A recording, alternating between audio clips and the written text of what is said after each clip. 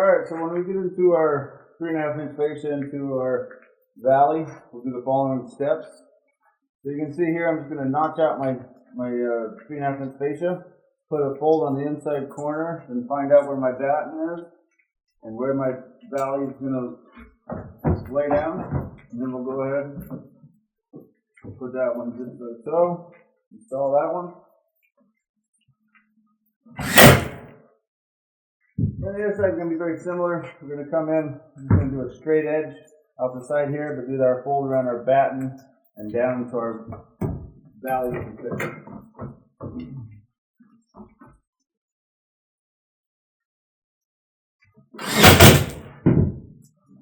Now we'll be ready to put our trough valley in since we've notched that out, flattened it out. Make sure I have my valley at least 3/4 inches past my drip edge. We're ready to go ahead and panel it.